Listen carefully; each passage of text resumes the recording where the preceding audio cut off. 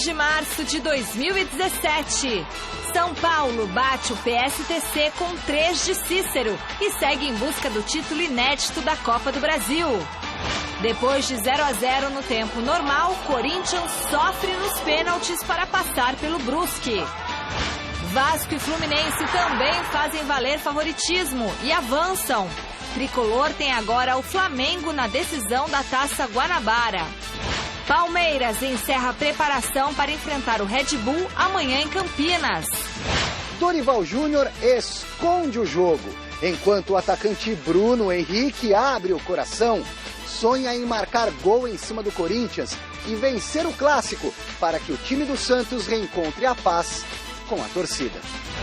Olá, boa noite! O Gazeta Esportiva desta quinta-feira começa falando do São Paulo, que venceu o PSTC por 4-2 e garantiu a vaga para a terceira fase da Copa do Brasil. Em noite cheia de inspiração, o meio-campista Cícero marcou 3 gols e comandou a equipe, que manteve um bom aproveitamento no ataque, mas ainda encontra muitas dificuldades no setor defensivo. Veja os gols. No Estádio do Café, em Londrina, o São Paulo saiu na frente do PSTC com Cícero aproveitando o rebote do goleiro. No minuto seguinte, o time do Paraná chegou ao empate com Lucão batendo cruzado, 1-1.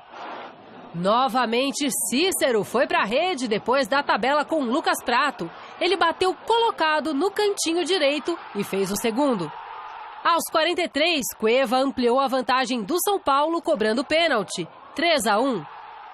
Antes do intervalo, Carlos Henrique pegou a sobra de bola dentro da área e descontou para o PSTC. Na segunda etapa, Cícero marcou o terceiro dele na partida e definiu o resultado, 4-2. Na sequência, o São Paulo enfrenta o ABC de Natal.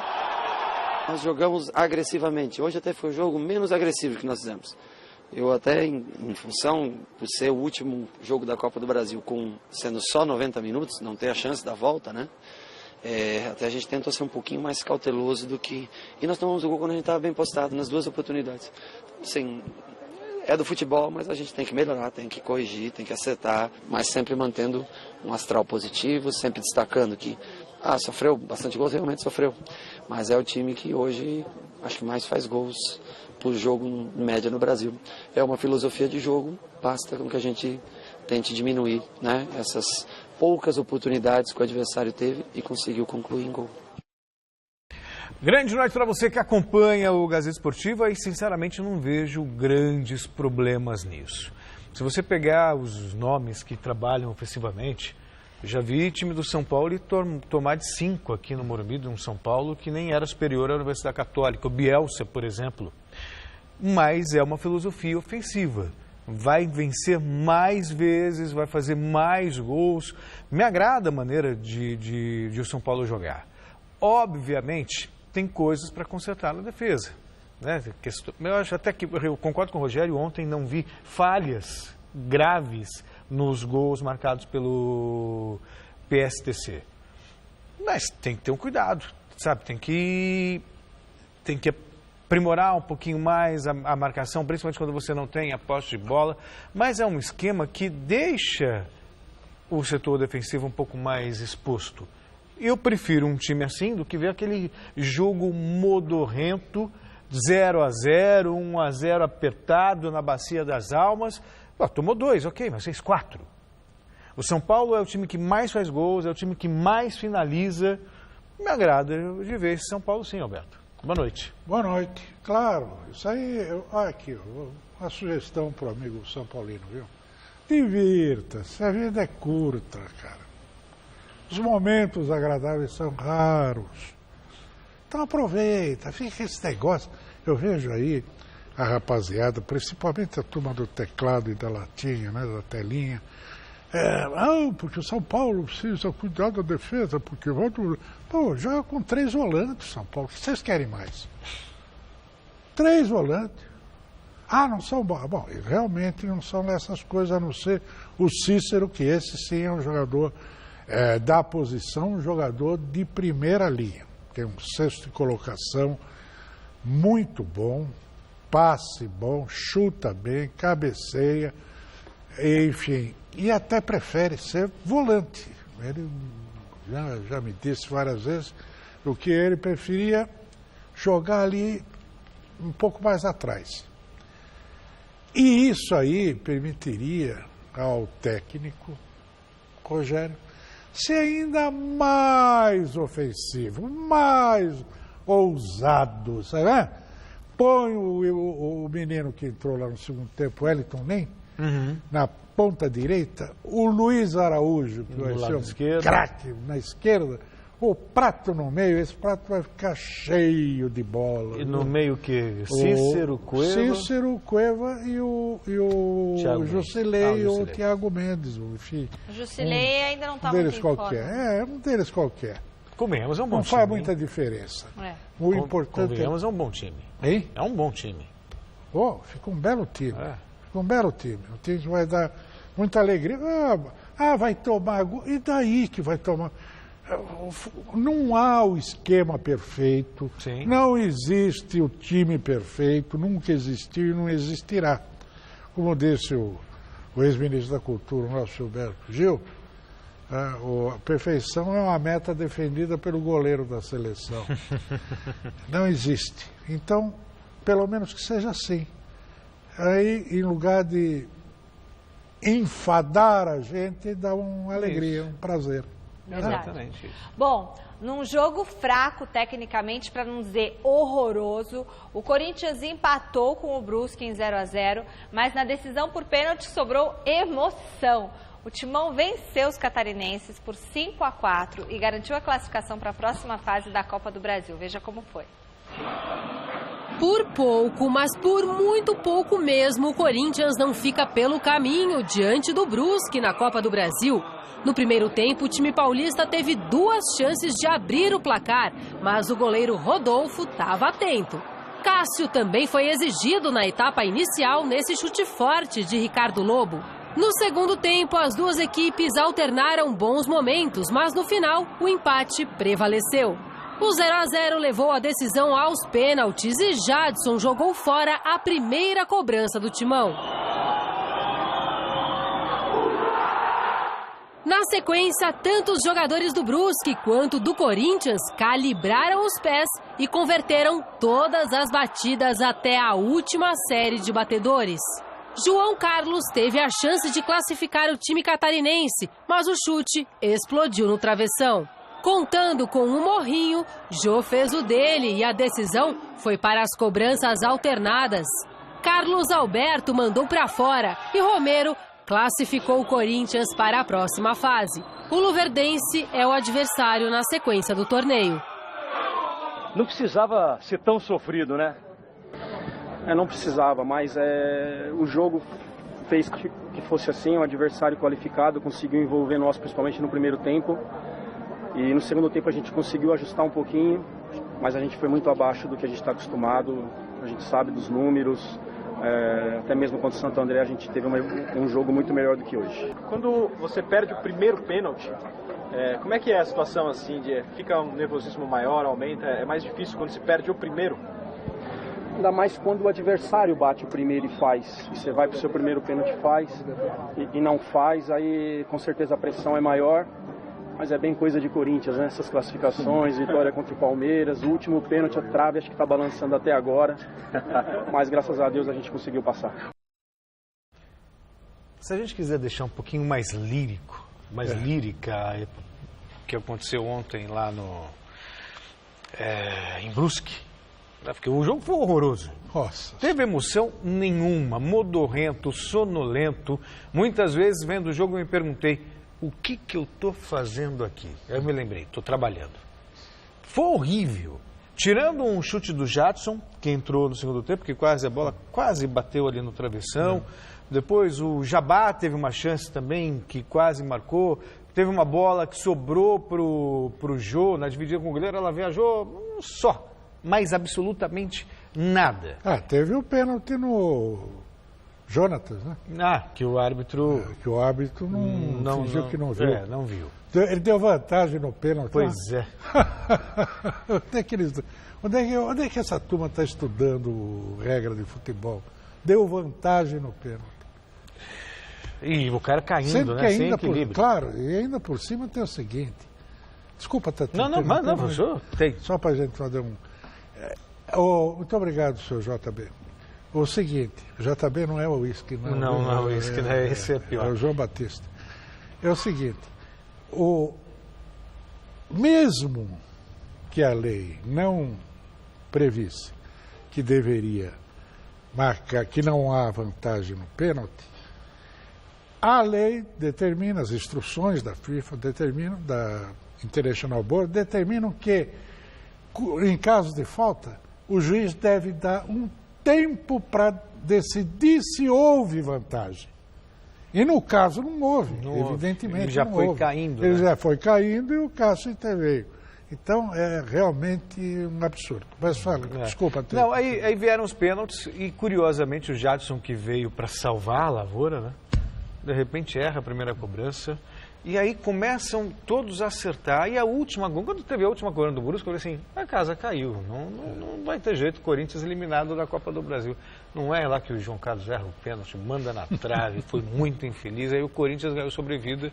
Mas assim, mereceu? Não sei se... Não, acho que nem entro nessa questão. Só sei que foi horrível. O Corinthians escapou de um vexame, mais um vexame daqueles... tipo Tolima, ou pior que o Tolima. Pelo menos, quem sabe agora, eu entendo uma coisa, não sei se o senhor concorda comigo. Corinthians ontem jogou com o Felipe Bastos, com o Gabriel, com o Maicon e com o Jabá. A gente sabe que o Marlone não está à disposição, que o Giovanni Augusto entrou ontem porque estava machucado, o Marquinhos Gabriel não está, o Rodriguinho não está. Dá para ter um time melhor, mas é na bacia das almas. O Corinthians, ele sofre da síndrome do contra-ataque, né? Então é por isso que o Corinthians não toma gol. Fica todo mundo lá atrás. Claro. Chegou absurdo o Corinthians, esse jogo contra o Brusque, tem 44% de posse de bola. Contra o Brusque, 56%. Olha que absurdo. Pô, e como o Corinthians não se arrisca, joga lá com 3 volantes, vai volante mesmo, né? Gabriel, Felipe Bastos e Maicon. Poxa, podia ter botado aquele menino Camacho. Pedrinho, ó. Tinha que pôr o Pedrinho, cara. Esse joga bem, esse é um menino veloz. E se você está jogando atrás, medo desgraçado do Brusque, esse fenômeno do futebol mundial, que é o Brusque, né? Surgiu agora com a grande campeão internacional. E o Corinthians jogando lá atrás, com o Pedrinho na frente, garoto esperto, rápido, sabe, incisivo, ia dar outro. É outro ânimo, Mas né? aí é um medo, né? Por exemplo, um técnico vive contestado. Aí faz um esquema... Aí eu acho que prevalece, por exemplo, o Rogério é ousado, mas acho que tem muito a ver também com o nome dele, com a segurança, seu mito. O cara, se ele der 2 tropeços, aí o jogam para baixo. Eu sei, mas eu sei o que aconteceu. É que eu fiquei muito entusiasmado vendo a Barcelona, tarde de futebol. O Barça, o Bayern, o jogo do Real. Você estragou o seu dia no último assistindo o minuto, Corinthians o São Paulo lá, o jogo do São Paulo, 6 gols na partida, não sei o quê. Aí tem que pagar a penitência. O negócio tem que pagar o pecado, né? Pior é que é. Foi uma tortura o jogo. Pagamos. Né? Se este é o caminho para o céu, estamos no caminho certo. Aliás, tem coluna nova, tem post novo no blog do Alberto Helena Júnior falando sobre os jogos da noite de ontem. O Celso também escreveu, né? Sim, Corinthians. Corinthians, é verdade, estava em destaque lá no site gazetesportiva.com e eu também escrevi sobre São Paulo e Corinthians. Vote na enquete que está no ar no site gazetesportiva.com. A gente quer saber quem vai mais longe na Copa do Brasil, São Paulo ou Corinthians? São Paulo. Eu voto no São Paulo. Porque o Corinthians, pela madrugada. Eu tenho uma teoria. Um time como o do... Não, primeiro a gente quer saber, você cortou o cabelo. Gostou? Mudou o visual, ó. Pois é. Gente. Cansei da minha cara. Mas vamos lá. Tá aparecendo. Não vou falar quem falaram que está aparecendo. Não, tá bom. Enfim, vamos ao que interessa. Parece mesmo, João. Sem perfumaria. Vamos lá. Eu tenho uma teoria. Sem o perfumaria era falar, pá, São Não, Paulo. Claro que não, porque tem que embasar Você já a falou minha 3 decisão. vezes que você tem uma teoria. É que você não me deixa falar. Qual que é a teoria? Então, um time como o São Paulo, por um campeonato por pontos corridos, que premia a regularidade, eu acho que tem maiores possibilidades, né? Tanto que, justamente, você vê times mais fechados, retrancados e menores, campeões em Copas, como a Copa do Brasil. Um esquema como esse do Corinthians é mais fácil de vingar porque dificilmente vai tomar gol, arrisca uma bola, faz um gol. Por ser uma Copa, eu acho que o Corinthians vai mais longe. Sério, Messi? Também acha? Eu acho que corre menos risco, portanto, vai jogar por isso aí. Depois tem São Jorge, né, filha?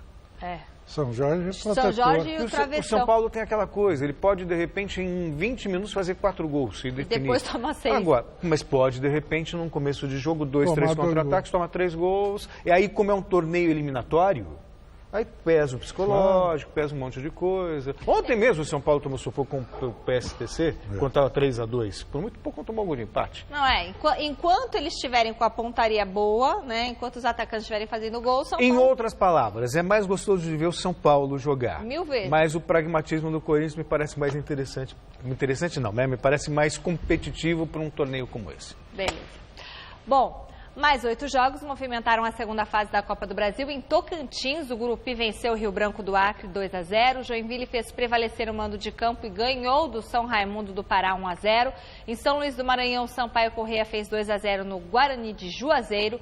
No Estádio Municipal de Varginha, terra do ET, Boa Esporte e Goiás ficaram no 0-0. Nos pênaltis deu Goiás 3-2. Depois de empatar com o Audax em 1-1, o ABC foi melhor na decisão por pênaltis, venceu a equipe de Osasco 4-1 e eliminou o time do presidente Vampeta.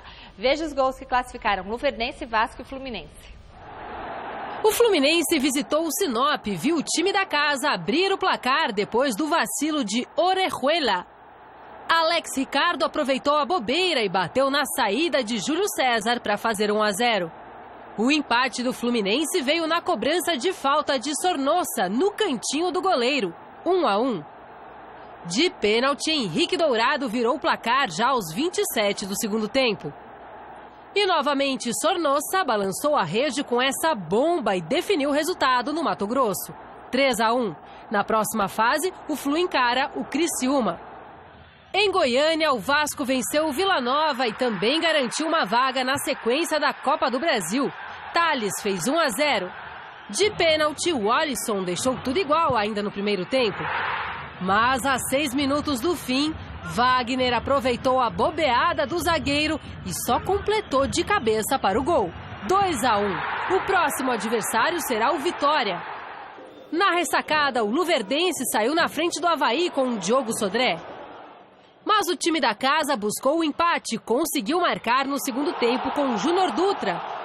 O empate levou a decisão aos pênaltis e nas cobranças, o goleiro Diogo Silva do Luverdense se destacou defendendo 2 batidas do Avaí. A equipe visitante também desperdiçou uma batida, mas Leandro Silva isolou a última cobrança e deu a classificação ao Luve, que enfrenta agora o Corinthians na fase seguinte. ABC e Audax também ficaram no empate em 1-1 no tempo normal e a igualdade levou a decisão da vaga para as penalidades. Léo Arthur e Caio Mancha fizeram os gols no tempo normal. Nos pênaltis, o Audax perdeu 2 cobranças com Ítalo e Hugo. Já o ABC converteu as 4 batidas e assegurou a vaga. O São Paulo será o próximo desafio da equipe de Natal.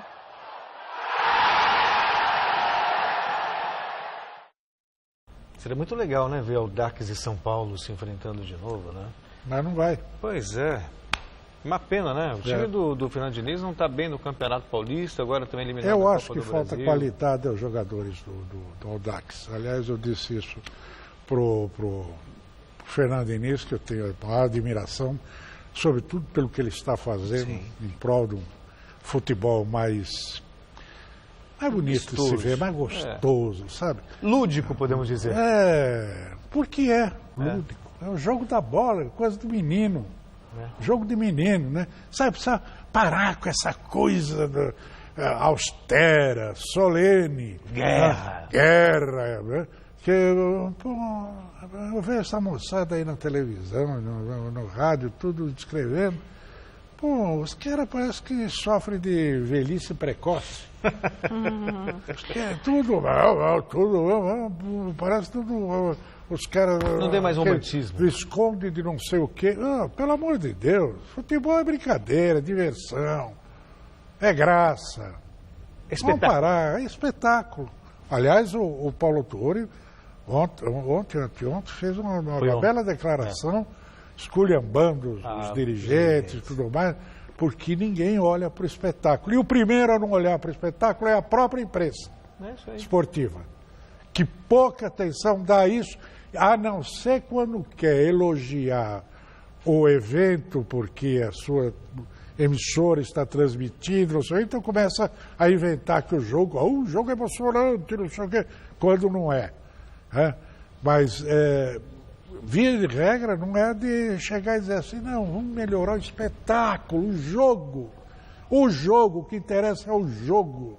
Adianta vir com 1000 histórias, porque é moderno você jogar com 2, 4, 3, 5, 8, 2, meia dúzia, ramal 38. Não, nada disso. O que interessa é a bola. Futebol é a mesma coisa, sempre foi e sempre será. Se juntar toda a equipe, sabe? Tocar, passe, que é a base de tudo. Triangulação, passe, chute é gol, cabeceio, buscar o gol. Objetivo do jogo. Gol em inglês quer dizer objetivo. Isso. O objetivo do jogo é gol. É fazer gol. Não é não tomar. Não é impedir. Isso aí é secundário. O primeiro você não ato. tem posse de bola. Exatamente. O primeiro ato é você buscar o gol. Não tem a posse de bola, aí você se aplica a marcação, rouba essa bola e vai fazer.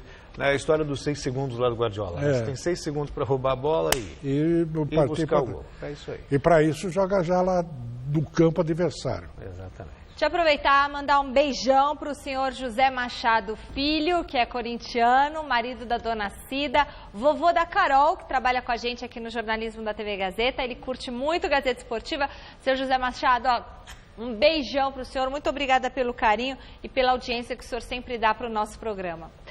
Hoje, a CBF sorteou os mandos de campo da terceira fase da Copa do Brasil. Esse é o destaque que a gente traz para vocês do site gazetesportiva.com.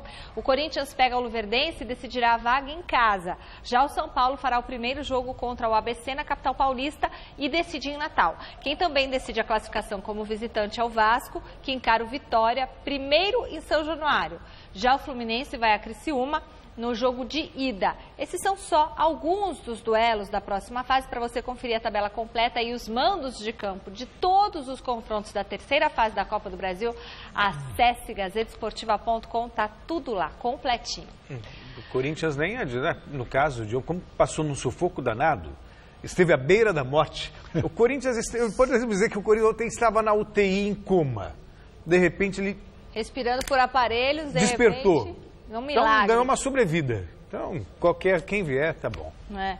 Bom, no Clássico Atletiba, que fez história ao ser transmitido pela primeira vez exclusivamente através da internet, foi um sucesso, hein? Deu furacão, mesmo jogando com uma equipe alternativa. Parece que a audiência foi maior do que toda a população de Curitiba. Imagina. A audiência pela internet. Legal, né? E pela Primeira Liga, a Chapecoense conseguiu arrancar um empate contra o Galo no finalzinho. Veja os gols. Na Arena Condá, Chapecoense e Atlético Mineiro se enfrentaram pela Primeira Liga e foi o Galo que saiu na frente com esse belo gol de Carlos César. O segundo do Atlético saiu na cabeçada de Cleiton depois da cobrança de escanteio, 2-0. A reação da Chape começou logo no primeiro minuto do segundo tempo com o Wellington Paulista na jogada ensaiada de lateral com Reinaldo. E não demorou muito para vir o empate. Luiz Antônio bateu falta, a bola desviou em Gesiel e entrou no gol de Wilson. E ficou assim, 2-2. Na Arena da Baixada, o Atlético Paranaense levou a melhor no clássico diante do Coritiba. Crisan marcou o primeiro pegando um bonito chute de fora da área, 1-0.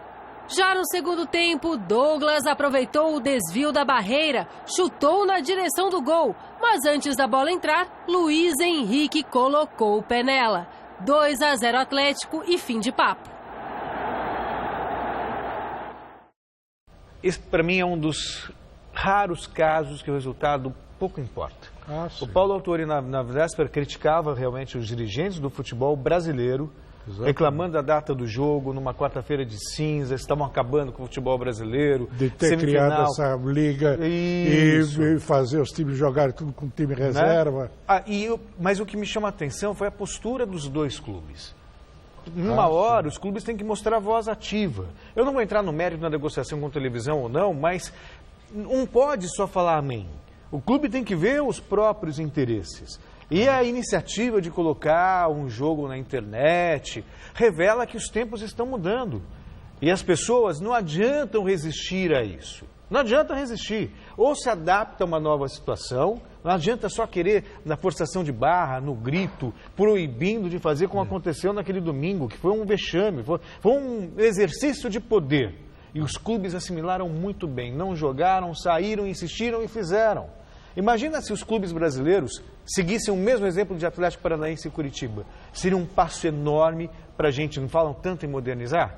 Finalmente modernizar isso aqui, porque as pessoas ficam, os clubes estão reféns. E eu falo com muita tranquilidade, analisando o futebol de maneira distante da televisão e das federações. Então tem que ter jogo tal dia, tem que ser assim. O futebol pode respirar outros ares, pode ser independente e todos trabalharem juntos para o melhor futebol. Eu entendo dessa forma. Não, o futebol, eu vivo repetindo, ele é uma dramatização do cotidiano. Ele é um reflexo da vida, né, de uma sociedade. No nosso caso, ele tem esse traço retrógrado, reacionário, conservador, sabe, misógino, essa coisa toda que faz com que ele dê sempre um passo à frente e dois atrás. Se adaptar aos tempos atuais, aos recursos, à tecnologia que aí está dominando tudo, não é uma opção. Ou aceita ou morre. Claro. Não tem saída. Entende? Então, o problema é que eles demoram muito para ter. Quer dizer, aquela proibição, o pretexto usado. O argumento, né? Que os caras não tinham credencial para entrar em campo. Isso é de uma. Olha, é de uma cara de pau. Até que muitas vezes o amigo do amigo do amigo está sempre lá no campo, né? Atrapalhando acesso em tudo quanto é lugar. Né? O que tem de bico dentro do estádio de futebol, de campo de futebol, não está aí. Mas, enfim, é um avanço nesse sentido. Vai forçar as pessoas a começarem a entender que tem que fazer novo tipo de approach em relação ao futebol. Verdade. Bom, na coletiva após a vitória de ontem, o técnico do Barcelona, Luis Enrique, anunciou que não renovará o contrato com o clube e que sairá no final da temporada. Ele encerrou a entrevista coletiva comunicando a saída do clube e agradecendo pelos últimos 3 anos no comando da equipe. Desde o início da temporada, ele já estaria pensando em deixar o cargo, porque, segundo ele, a profissão de técnico é muito intensa, tem poucas horas de descanso, poucas oportunidades de se desconectar do trabalho. O Barça ainda está na disputa do título da Liga Espanhola, da Copa do Rei e da Champions League, embora no torneio continental esteja em situação complicadíssima depois de perder de 4-0 para o PSG no jogo de ida das oitavas de final. E mal anunciou a saída dele, né, desse cargo, a imprensa espanhola, em especial a da Catalunha, já começou a listar os candidatos à vaga. Entre os favoritos, Jorge Sampaoli, do Sevilha, Jürgen Klopp, do Liverpool, Massimiliano Allegri, da Juventus e Ronald Koeman, do Southampton. Agora eu pergunto para o Celso Cardoso e para o Alberto Helena Júnior se algum desses nomes é um bom nome para conduzir o Barcelona, se algum desses aí é indicado ou se você tem outra sugestão. Eu adoraria ver o Sampaoli no Barcelona. Pela filosofia dele, pela maneira de trabalhar, pelo trabalho que ele faz no Sevilha. O trabalho que ele faz no Sevilha é um trabalho fantástico. sabe? Tem a ver com a maneira de jogar do Barcelona. Me parece um nome ideal. Aliás, acho muito difícil fugir disso, a não ser que tenha problemas contratuais com o Sevilha. O Klopp, eu gosto dele, sou fã dele também, faz um bom trabalho no Liverpool, fez um bom trabalho também no Borussia, mas eu acho que tem mais a cara do Barcelona, em termos de filosofia, de maneira de jogar, o São Paulo. Não sei o que você... Eu também acho ele muito interessante. Eu gostaria também de ver um Bielsa, por exemplo, numa situação como essa, Bielsa, que é a inspiração tanto para o São Paulo quanto para o Guardiola, né? Uhum. Mas parece que o nome mais cotado, no caso, é o Cama. Porque já jogou, e o Barcelona tem esse viés sempre de preferir um treinador que tenha sido da casa. Da casa. Né? Coisa assim.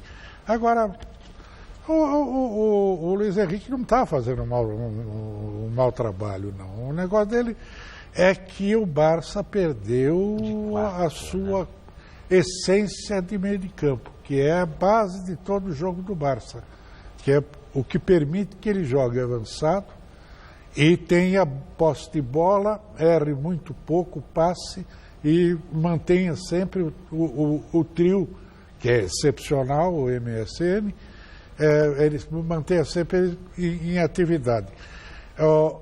A saída do Xavi já lá atrás, depois o Thiago, que está jogando demais no Bayern.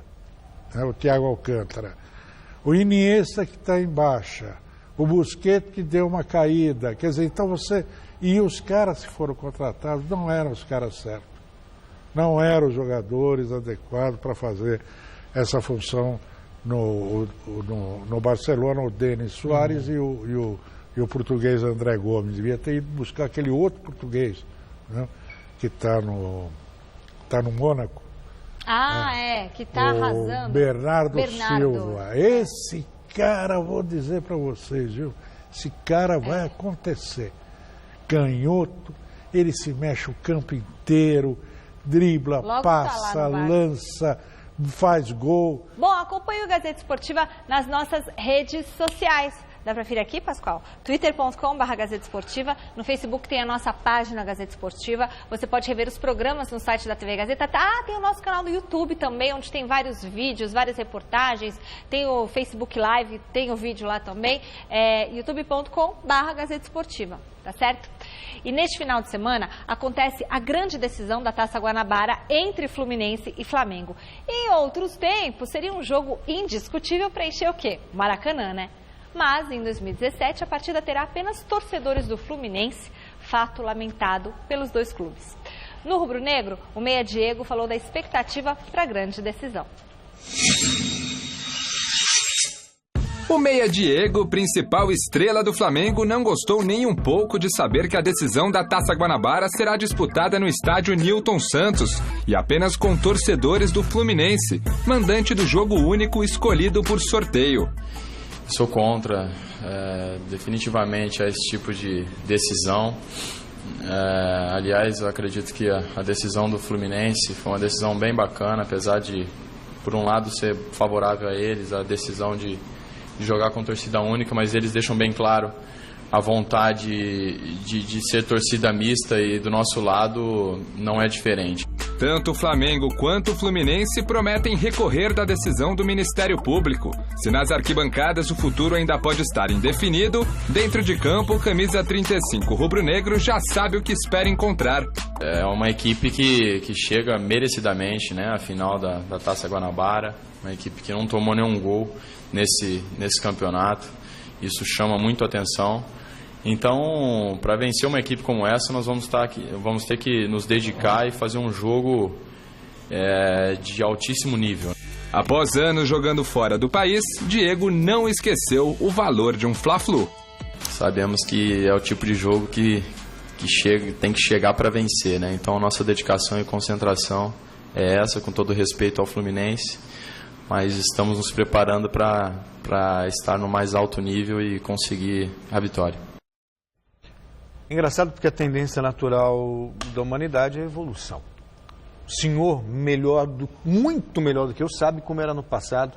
Fla-Flu, principalmente, torcida dividida com bandeira, mastro, instrumento de percussão. 170 mil pessoas no estádio. Sabe? E aí as pessoas vão evoluindo e chega ao ponto que só pode ter uma torcida. Como, aliás, se isso resolvesse o problema, a gente sabe que não resolve. E as brigas normalmente acontecem longe do estádio. Quer dizer, e está uma briga no Rio porque os clubes estão ameaçando, inclusive, não entrar em campo se mantiverem essa decisão de torcida única. E tem uma liminar aí que eles estão tentando caçar para colocar 2 torcidas no estádio, que para o futebol, sabe, para o futebol é muito mais interessante. E outra coisa, as autoridades, se quiserem coibir a violência, tem como fazer. É só ter um mínimo de vontade. Normalmente esses confrontos, eles são armados pela internet. É só ter a inteligência da polícia. É só agir nesses grupos organizados, tentar prender ou tentar acionar na justiça quem não está dentro da lei. É só ter... Não acabaram com a violência na Inglaterra, eu não entendo isso. Olha, isso há quanto tempo? Aliás, tem uma notícia, acabou de sair no site gazetesportiva.com. A organizada Mancha Alviverde do Palmeiras encerrou as atividades por tempo indeterminado depois da morte do fundador. A decisão ocorreu após o Moacir Bianchi, ex-presidente e um dos fundadores da Mancha Alviverde, ter sido encontrado morto em São Paulo. Segundo o boletim de ocorrência, o torcedor levou 22 tiros dentro do carro que ele dirigia na Avenida Presidente Wilson, lá no bairro do Ipiranga, e ele morreu no local. Além desse fato, a uniformizada alega diversos problemas para o encerramento das atividades. A Mancha Alviverde, que foi fundada em 1983. Então, olha, até me arrepia a situação que nós estamos nesse país, a situação das torcidas organizadas desse país, gente. 22 tiros, gente. Você se referiu à evolução. Nós evoluímos rapidamente em direção à Idade Média. Credo, gente. Olha que coisa... É uma viagem de volta. Em todos os setores. É uma viagem de volta. Entramos no túnel do tempo. A imbecilidade campeia, a safadeza. A estupidez. A ignorância. Né? É um negócio bárbaro. Esse caso do Maracanã, então, rapaz, mas isso custou 2 bilhões esse desgraça do Maracanã, e os caras não conseguem botar para funcionar. E outro dia mesmo foi palco de assalto de vagabundos que entraram lá, roubaram tudo, até o busto do Mário Filho, o grande jornalista incentivador da construção do Maracanã para a Copa do Mundo de 50. É brincadeira esse país, viu? E parafraseando o Messi, que ele fala que o futebol é uma extensão da sociedade, a gente reclama tanto dos clubes de futebol. Os clubes de futebol são administrados como são administrados o país. Claro. Como é administrado o país, na verdade. Sabe? Bom, vamos falar do Campeonato Paulista? Ninguém entende do riscado e... Amanhã, o Palmeiras e o Red Bull abrem a rodada do final de semana em Campinas, como é véspera de jogo. Hoje foi dia de entrevista coletiva do técnico Eduardo Batista e o repórter Osmar Garrafa esteve lá para conferir. Sem contar com o Minas suspenso para a estreia na Copa Libertadores da América na próxima semana, Eduardo Batista confirmou Edu Dracera na zaga palmeirense como novidade amanhã contra o Red Bull na cidade de Campinas pelo Campeonato Paulista. Eu não ia adiantar a escalação, mas essa eu posso adiantar. Continuar dando um ritmo para o Edu. O Edu está com um início de ano muito bom, né? Teve um início muito bom. Fez o jogo contra a Ferroviária, né, muito bem, tanto na parte defensiva como na parte ofensiva. Criou jogadas importantes para a gente, vindo de trás, marcando em cima, mantendo a nossa linha alta, né, não deixando a Ferroviária passar o meio campo. Então, de você ter um elenco grande, o bom é isso. Você perde um jogador que, para um grupo menor, seria uma perda grande, né? Você tem um Edu numa condição muito boa.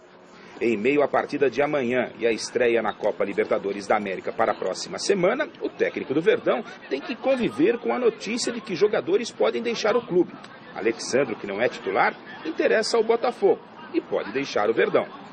O Alexandre está nos nossos planos, né? Ele é de uma característica que é diferente do Borges, diferente do William, e a gente pensa em utilizar.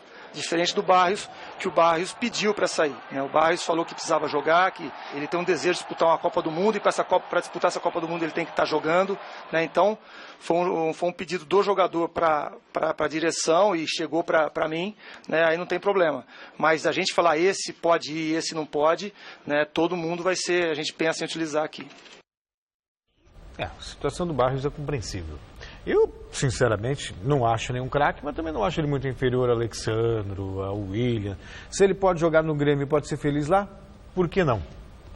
Agora, o Palmeiras já enfrenta o Red Bull Brasil, não importa a goleada contra a Ferroviária, não. Já vai estar a gente apupando se o time não jogar bem. Não, o pessoal não...